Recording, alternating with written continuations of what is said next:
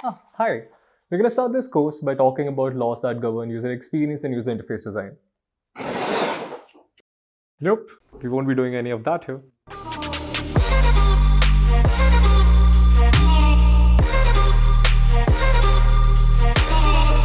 I mean, how can I expect you to be innovative if I bind your minds with limitations to start with?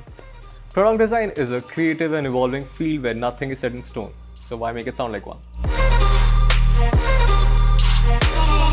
Hi, I'm Atul Khola, your mentor for this course. I suck at math, but there's one equation I never get wrong. Beautiful UI, efficient UX, delightful interaction make a timeless product. I'm a Bachelor of Design from the esteemed National Institute of Fashion Technology, Mumbai.